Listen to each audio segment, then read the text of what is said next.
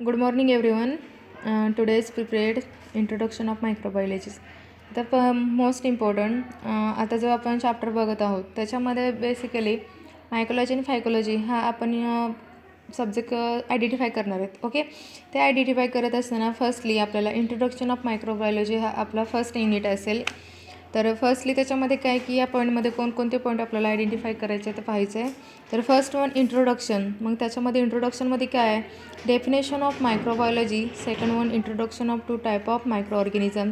And last one major applied branches of microbiology etcetera. हे सगळे point आपल्याला काय करायचे आहेत ह्या चॅप्टरमध्ये आयडेंटिफाय करायचे आहेत. ओके, लक्षात ठेवा. Botany paper first, mycology and phycology, त्याच्यामधला first unit introduction of microbiology. Okay, then most important आपण स्टार्ट करूया चॅप्टरला. आणि प्रिव्हियस लेक्चरमध्येच सातपुते मॅम यांनी डिस्कस केलेला आहे. हा चॅप्टर झालेला आहे तरीसुद्धा आपण परत रिवाईड करतो आहे. ओके, त्यावेळेस तुम्हाला अंडरस्टँडिंग झालं असेल बऱ्यापैकी, तरी पण आपण घेऊयात. Okay, then definition of microbiology. What is mean by microbiology? Micro means सूक्ष्म, बायोलॉजी मीन्स जीव. ओके, सूक्ष्मजीवांचा स्टडी, त्यालाच काय बोलतो आपण? Microbiology. Then microbiology can be defined as branch of biology which deals with study of microscopic form life having size less 0.m micrometers. Okay, लक्षात ठेवायचं की मायक्रोबायोलॉजीमध्ये काय करत असतो आपण, तर बेसिकली बायोलॉजीचे एक ब्रँच असणार आहेत मायक्रोबायोलॉजी. आणि त्याच्यामध्ये काय करण्यात आहे, आपण मायक्रोस्कोपिक म्हणजे जे काय आपण मायक्रोस्कोपचा स्टडी कशाच्याद्वारे करणार आहेत, तर बेसिकली जे काय असतील इन्स्ट्रुमेंट असतील त्याच्याद्वारे आपण काय करत असणार आहे ते आयडेंटिफाय करत असणार आहेत. मग मायक्रोस्कोपची साईज किती असेल? 0.1 मायक्रोमीटर एवढी लेंथ असणार आहे. These are micro organism too small seen clearly individual by the unaided eye. तर मायक्रो ऑर्गॅनिझम सहजासहजी आपल्या डोळ्यांना दिसतात का? तर नाही दिसणार. ओके, तर त्याच्यासाठी आपल्याला काय करावं लागणार आहे? मायक्रोस्कोपचा यूज करावा लागणार आहे. ओके, त्याला काय बोलतात मायक्रोस्कोपला? सूक्ष्मदर्शिका. Then microbiology is concerned with microbial form, structure, heredity, ion, reproduction, metabolism, physiology, classification, their distribution in nature. तर आता मायक्रोबायोलॉजीचा स्टडी करत असताना त्याच्यामध्ये आता काहीतरी वेगळेपणा असणारच, कारण की सगळेच मायक्रोजीव एकसारखे नसणार आहेत. ओके, तर त्याच्यामध्ये काय वेगळेपणा असणार आहेत? हेरिडिटरी म्हणजेच काय तर वेगळेपणा असणार आहेत, रिप्रोडक्शन असणार आहेत, मेटाबॉलिझम असणार आहेत, फिजिओलॉजी असेल, क्लासिफिकेशन जर ऑर्गॅनिझम असतील.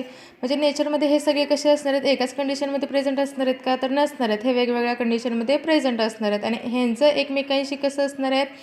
एकमेकांशी रिलेशन असणार आहेत. कशाचं? ऑर्गॅनिझमचं.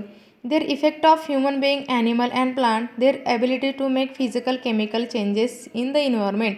जर आता ह्युमन बिईंगचा किंवा ॲनिमल प्लांटचा जर स्टडी करायचं बघितलं तर हे एकमेकांशी कसे असणार आहेत? फिजिकली आणि केमिकली चेंजेस असणार आहेत इन्व्हायरमेंटमध्ये. And their reaction physical and chemical agent. मग रिॲक्शन पण त्यांचे कसे असणार आहेत? फिजिकल आणि केमिकल एजंट म्हणजे रसायन आणि भौतिक यांच्याप्रमाणे ह्यांच्यामध्ये काय असणार आहेत? वेगळेपणा असणार आहेत. ओके, तर ही झाली आपली definition of microbiology. Next point बघा, introduction of type of micro organism. Introduction of type of micro organism. तर आता मायक्रो ऑर्गॅनिझम काय एकच प्रेझेंट असणार आहेत का इन्व्हायरमेंटमध्ये? तर वेगवेगळे ऑर्गॅनिझम काय असणार आहेत? प्रेझेंट असणार आहेत इन्व्हायरमेंटमध्ये. मग त्याच्यामध्ये कोणकोणते ऑर्गॅनिझम आहेत ते पाहायचे आहेत आपल्याला. Micro organism too small to be seen clearly as individual unneeded human eye. तर मायक्रो ऑर्गॅनिझम इझिली आपल्या डोळ्याला ऑब्झर्व होत नाहीत. ओके, तर मग आपण काय करत असतो? तर बेसिकली आपण मायक्रोस्कोपचा यूज करत असणार आहे. There are 5 group of micro organism include bacteria, fungi, algae, protozoa, viruses. मग त्या मायक्रो ऑर्गॅनिझमचे वेगवेगळे टाईप कोणकोणते असणार आहेत? तर बॅक्टेरिया असेल, फंजाय असतील, अल्गे असतील, प्रोटोझोआ असतील, व्हायरसेस असतील. मग सगळ्यांनाच माहिती आहे बॅक्टेरिया म्हणजेच काय बोलतो आपण? जीवाणू. फंजाय म्हणजेच काय बोलतो आपण? बुरशी. आणि अल्गे म्हणजेच काय? ते शेवाळ. Protozoa means all above included. Viruses तर सगळ्यांनाच माहिती आहे. काय असतं व्हायरस? तर हा विषाणू असणार आहे. Some micro organism are plant like, other are animal like, and some having common characteristic common plant of animal. तर बेसिकली मायक्रो ऑर्गॅनिझम हे प्लांटमध्ये पण असू शकतात, ॲनिमलमध्ये पण असू शकतात, दोन्ही कंडिशनमध्ये ते प्रेझेंट असू शकतात. तर कोण? Micro organisms. तर त्या मायक्रो ऑर्गॅनिझमचा शोध कधी लावला, कोणत्या सायंटिस्टने लावला हे पाहायचं आहे आता. To avoid the confusion arising attempt a define classify organism with intermingled in overlapping characters, Haeckel a German zoologist. तर बेसिकली ऑर्गॅनिझमचा स्टडी करत असताना हॅकेनेल या सायंटिस्टने, तो झुलॉजिस्ट असा जर्मन सायंटिस्ट होता, त्याने 1866मध्ये किंगडम ऑफ प्रोटिस्टा याचा त्याने काय केलं, प्रपोज केलं ह्या असेल, म्हणजे त्यांनी स्वतः डिस्कवर्ड केले प्रोटिस्टाला. मग प्रोटिस्टा म्हणजे काय, तर प्रिमेटिव्ह ऑफ फर्स्ट, म्हणजे फर्स्ट ग्रुप त्यांनी काय केला, प्रपोज केला. कोणत्या सायंटिस्टने, German zoologist scientist.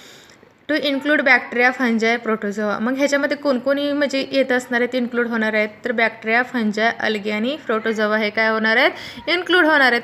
Viruses were discovered in 1892 and were unknown as Haeckel. Many worker have included virus into protista. तर त्या दुसरं काय केलं नंतर व्हायरसचा डिस्कवर्ड 1892 केला आणि अननोन हॅकल यांनीच केला. Many worker have included virus into protista. आणि हे कशामध्ये डिस्कवर केलं त्यांनी, व्हायरसेस आणि प्रोटिस्टामध्ये. नंतर एका सायंटिस्टने सांगितलं बघा, in 1957 R Stanier divide a protista into 2 subgroup. आता ह्याने स्टेनरने काय सांगितलं की प्रोटिस्टाचे 2 सबग्रुप पडणार आहेत. ओके, बेसिस ऑफ सेल्युलर कॅरेक्टरिस्टिकमध्ये, the lower protista and this higher protista. लक्षात ठेवायचं की या स्टेनर या सायंटिस्टने काय केलं, तर प्रोटिस्टाचे 2 ग्रुप त्यांनी सबग्रुप डिवायडेड केले, म्हणजे ऑब्झर्व केले. मग त्याच्यामध्ये लोअर प्रोटिस्टा आणि हायर प्रोटिस्टा. तर लोअर प्रोटिस्टामध्ये काय असणार आहे, तर lower protista prokaryotic micro organism having primitive nucleus. मग ह्याच्यामध्ये काय असणार, ते प्रिमेटिव्ह न्यूक्लियस असणार आहेत. आणि हायर प्रोटिस्टा युकॅरियोटिक, दस हॅविंग वेल डिफाईन्ड न्यूक्लियस, म्हणजे वेल डेव्हलप झालेलं असणार आहेत न्यूक्लियस. आणि इथं प्रिमेटिव्हमध्ये तर न्यूक्लियस प्रेझेंट असणार आहेत. ऑल बॅक्टेरिया, आता बॅक्टेरिया पण एकच असतो का, त्या बॅक्टेरियामध्ये पण अनेक त्याचे टाईप असणार आहेत. मग कोणकोणते असणार आहेत, eubacteria, cyanobacteria, archaebacteria, rickettsia, chlamydia and मायकोप्लाझ्मा etcetera. मग बॅक्टेरियाचे किती टाईप असणार आहेत टोटली, तर 6 टाईप असणार आहेत. Eubacteria, cyanobacteria, archaebacteria, rickettsia, chlamydia and mycoplasma. Are prokaryotic micro organism. Okay, and are prokaryotic कशा असणार आहेत, micro organism. The eukaryotic micro organism include algae, fungi and protozoa, plant and animal. लक्षात ठेवा, protozoa म्हणजेच काय, तर basically plant आणि ॲनिमलमध्ये सेलमध्ये ते काय असणार आहेत, युकॅरियोटिक प्रेझेंट असणार आहेत. Viruses are left out this scheme of classification. म्हणजे व्हायरसेस हे काय असणार आहेत, लेफ्ट झालेले असणार आहेत टोटली. तर फर्स्ट वन आपण बघूया. तर पहिला आपला असणार आहे बॅक्टेरिया. मग बॅक्टेरियाचं टाईप बघायचं आपल्याला की बॅक्टेरिया कोणाकोणामध्ये प्रेझेंट असतात किंवा बॅक्टेरिया कुठे प्रेझेंट असणार आहेत. Bacteria these are a prokaryotic organism and the nuclear material is not bonded. म्हणजे आता न्यूक्लिअर मटेरियल ह्याच्यामध्ये बॉन्ड झालेले असणार आहेत का, नसणार आहेत. म्हणजे सांगायचं मतलब काय आहे की प्रोकॅरियोटिकमध्ये न्यूक्लियस हा पूर्णपणे डेव्हलप झालेला नसणार आहे, किंवा असं सांगता येतं, आपण 12वीमध्ये पाहिलंच असेल प्रोकॅरियोटिक आणि युकॅरियोटिकचा फरक. प्रोकॅरियोटिकमध्ये काय झालेलं असणार आहे की न्यूक्लियस हा पूर्णपणे डेव्हलप झालेला नसणार आहे, कारण की तो थोडाफार डेव्हलप जरी झाला असला तरी न्यूक्लिअर मेम्ब्रेन त्याच्यामध्ये तयार झालेला नसणार आहेत. म्हणून त्याच्यामध्ये काय सांगतात की प्रोकॅरियोटिकमध्ये न्यूक्लियस आहे पण पूर्णपणे तो काय बॉन्ड झालेला नसणार आहे किंवा तयार झालेला नसणार आहे nuclear membrane. Major component present mostly in cell wall is peptidoglycan. मग ह्याच्यामध्ये मेजर काम कोण करत असणार आहे सेल वॉलचा, तर peptidoglycan. They are either aerobic and anaerobic facultative, anaerobic motile, non motile rods, cocci, filamentous in nature. मग बॅक्टेरिया ह्या कशा असतात इन्व्हायरमेंटमध्ये प्रेझेंट, एका शेपच्या असतात का त्या बॅक्टेरिया, तर नसणार आहेत. बिकॉज त्या कशा असणार आहेत, ॲरोबिक असणार आहेत, अनॲरोबिक असणार आहेत. ओके, ॲरोबिक म्हणजेच काय, अनॲरोबिक म्हणजेच काय हे पण माहिती आहेत आपल्याला. ॲरोबिक म्हणजेच काय की ज्याच्यामध्ये ऑक्सिजन इन्व्हॉल्व करतात त्याला काय बोलतात, ॲरोबिक. आणि अनॲरोबिक म्हणजेच काय की ज्याच्यामध्ये ऑक्सिजन इन्व्हॉल्व करत नाहीत त्यांना बोलायचं अनॲरोबिक. All फॅकल्टेटिव्ह anaerobic. मोटाईल म्हणजेच कशा, तर एकमेकांशी गुंतलेला. नॉन मोटाईल म्हणजेच कशा, तर एकमेकांशी गुंतलेल्या नसणार आहेत. रॉड्स म्हणजेच कशा, तर गोल अशा. कोकाय, फिलामेंटस म्हणजेच काय, एकमेकांशी किंवा गुंतागुंतीचे स्ट्रक्चर बोलतात किंवा धाग्यासारखे स्ट्रक्चर बोलतात, त्याला काय बोलतात, filamentous. Some bacteria produce the head resistant structure known as endospore, which the help of surviving the longer under unfavorable condition. Few bacteria obligate in intercellular parasite on a basis mode of nutrition. Bacteria can be either autotrophic or heterotrophic. मग bacteria कशा असणार आहेत? Autotrophic म्हणजेच कशा? तर स्वयंपोषी. आणि heterotrophic म्हणजेच काय? की विषमपोषी. म्हणजेच काय? की ऑटोट्रॉपिक म्हणजे काय? स्वतःच्या स्वतः तयार करणारे. हेटेरोट्रॉपिक म्हणजे काय? दुसऱ्यावरती डिपेंडेंट असणारे. Few bacteria contain bacterial chlorophyll and photosynthetic nature. Bacteria useful mankind as well as some harmful also. तर बॅक्टेरिया हा सगळ्यांनाच माहिती आहेत की हार्मफुल असतात. मग हे कुठे यूज केले जातात? तर मानवजाती काय करत असणार? मॅनकाइंड म्हणजेच काय? की मानवजाती ह्या काय करत असणार आहेत? आपल्या लॅबोरेटरीमध्ये किंवा आपल्या सहजी जीवनामध्ये ते काय करत असणार आहेत? बॅक्टेरियांचा यूज करत असणार आहेत. ओके. देन नेक्स्ट पॉईंट काय असेल आपला? तर अल्गे. अल्गे म्हणजेच काय? तर सगळ्यांनाच माहिती आहे. काय असतं अल्गे? तर शैवाळ असतं. त्या शैवाळाचे आपण प्रकार 12मध्ये बघितलेत. Okay. So now these are a photosynthetic microorganism containing plant chlorophyll. तर बेसिकली आपण पाहतच असतोय की फोटोसिंथेटिक मायक्रो ऑर्गॅनिझम कंटेनिंग करतात क्लोरोफिलमध्ये. तर बेसिकली क्लोरोफिल हा कलरिंग एजंट असणार आहेत. ओके. किंवा त्याला आपण काय क्लोरोफिललाच काय बोलतो? तर रंगद्रव्य पण बोलतो आपण. Okay. Except blue green algae they are eukaryotic. मग ह्याच्यामध्ये सांगितलं की ब्ल्यू ग्रीन अल्गे हा कसा सांगितला आहे? तर eukaryotic. Algae have a wide range of shape and mainly aquatic temperature in nature. तर बेसिकली अल्गेचं प्रमाण हे जास्त कोणामध्ये असणार आहे? तर ॲक्वॅटिक टेम्परेचरमध्ये किंवा ॲक्वॅटिक वॉटरमध्ये असणार आहे.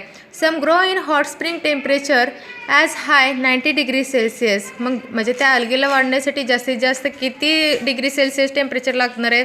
तर 90 डिग्री सेल्सिअस. तर algae are used a good source of single cell of protein.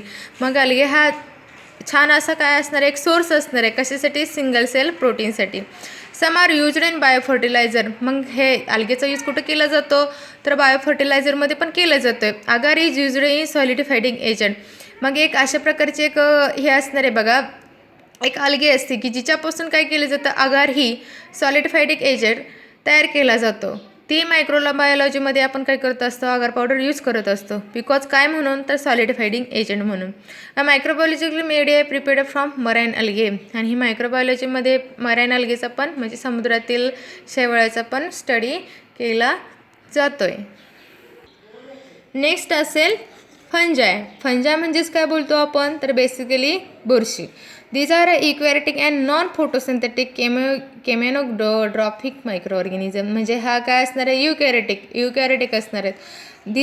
The cell wall contain chitin cellulose or both. ह्याच्यामध्ये मग काय सेल वॉलपासून काय होत असणार? चायटन आणि सेल्युलोज हे बोथ तयार होत असणार आहेत.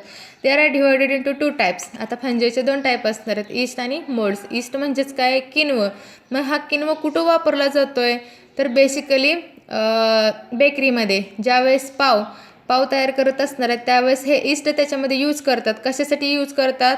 तर बेसिकली त्या पावाचे वजन हलके होण्यासाठी ईस्टचा वापर करत असणार आहेत. बघा, दे प्रिडॉमिनेटली ऑकर सिंगल मे फॉर्म स्विडोमायसिलियम. मग ह्याच्यामध्ये कोण ग्रो होत असणार आहे? सिंगल मायसिलियम, स्विडोमायसिलियम ग्रो होत असणार आहेत. They reproduce by mycelium. आणि ह्याच्यापासूनच परत मायसिलियम बघा स्विडोपासून मायसिलियम प्रोड्यूस होणार आहे. They are reproduce by binary fusion. परत ह्यांचं बायनरी फ्युजन होणार आहेत. Budding a sexual spore, formation of sexual reproduction. मग ह्याच्यापासूनच काय होत असणार आहेत? बडिंग होणार आहे, असेक्शुअल स्पोर्स फॉर्मेशन होणार आहेत किंवा सेक्शुअल रिप्रोडक्शन होणार आहेत. ओके. लक्षात ठेवायचं सेक्शुअल पण रिप्रोडक्शन ईस्टचे होत असणार आहे. As spore as developed the ascus cell they called as ascospore and hence yeast are referred as ascomycetes. तर बेसिकली महत्त्वाचं काय असणार आहे की ईस्टचा वापर जास्त रेफरिंग कुठे केला जातोय? तर ॲस्कोमायसिटीजमध्ये. They may be spherical, oval and rod shaped. मग ह्यांचा शेप कसा असणार आहे? तर स्पेरिकल आणि रॉड गोल असा शेप असणार आहे. शेवटी काय असेल बघा? B point moulds. Okay. They are a filamentous forming through mycelium. म्हणजे हा फिलामेंटस म्हणजे कसा? धाग्यासारखे स्ट्रक्चर ह्याच्यामध्ये फॉर्म होणार आहेत. ओके. मोल्ड्स म्हणजेच काय बोलतो आपण? तर बुरशी बोलत असतोय. They reproduce by sexual asexual reproduction. म्हणजे रिप्रोड्यूस होत असणार आहेत सेक्शुअल आणि असेक्शुअल. म्हणजेच काय बोलतो आपण? असेक्शुअल म्हणजे काय आणि असेक्शुअल म्हणजे काय? तर हे आपण सगळ्यांनी पाहिलेत. ओके. असेक्शुअल म्हणजेच काय? की जनरली प्लांटच्या बाहेर होत असणार आहे. सेक्शुअल म्हणजेच काय? तर प्लांटच्या आतमधले. म्हणजे फॉर एक्झाम्पल कसं की असेक्शुअल म्हणजे काय बोलतो आपण? की ज्याच्यामध्ये गॅमेट फॉर्मेशन होतच नाहीत. सेक्शुअल म्हणजेच काय? जिथं गॅमेट फॉर्मेशन होतात आणि झायगोट तयार होऊन काय होत असणार आहे? फर्टिलायझेशन होत असणार आहेत. Hyphae may be septate and aseptate. Hypha कशा असणार आहेत मग, सेप्टेड पण असतात, असेप्टेड पण असतात. They may be for various type of spore like conidia, basidiospore, zoospore, aplanospore and chlamydospore. मग ह्याचेच काय टाईप असणार आहेत, व्हेरियस टाईप असणार आहेत spore.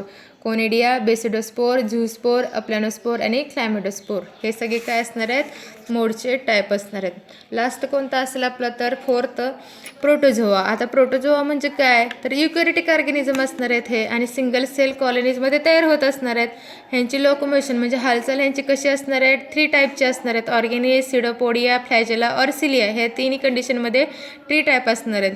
Then cytoplasm within various structure is separated from external environment. External इन्व्हायरमेंटमध्ये हे व्हेरियस टाईप सेपरेट होत असणार आहेत. Many protozoa have multiple nuclei. Most protozoa cytoplasm divided into ectoplasm and endoplasm. Ecto म्हणजे काय, Indo म्हणजे काहीतरी माहितीच आहे सगळ्यांना. इंडो म्हणजे बाहेरचा, इक्टो म्हणजे आतला. They are reproduce by the binary fusion, multiple fusion, budding, sexual आणि रिप्रोडक्शन. मग हे प्रोड्यूस होत असणाऱ्या प्रोटोझोआचं पण बायनरी फ्युजनमध्ये, मल्टिपल फ्युजनमध्ये, बडिंग. फ्युजन म्हणजेच काय तर बेसिकली एकत्र येणे. ओके. देन सेक्शुअल आणि रिप्रोडक्शनमध्ये. देन लास्टला कोणता असेल तर viruses. They are neither prokaryotic nor eukaryotic in structure. They process of cellular organization. They are very small, ultra microscopic, require electron microscope for the study. तर हा basically प्रोकॅरियोट आणि युकॅरियोटिक दोन्ही स्ट्रक्चरमध्ये प्रेझेंट असतो व्हायरस, आणि सब सेल्युलर ऑर्गॅनिझम असणार आहे. दे are very small, ultra microscope, require electron microscope. तर व्हायरसचा स्टडी आपण कोणत्या मायक्रोस्कोप खाली अंडरस्टँड करू शकतोय तर अल्ट्रा मायक्रोस्कोपिक आणि इलेक्ट्रॉन मायक्रोस्कोप खाली आपण व्हायरसचा स्टडी करू शकतो. राहिलेला पॉईंट आपण उद्याच्या लेक्चरमध्ये पाहूया.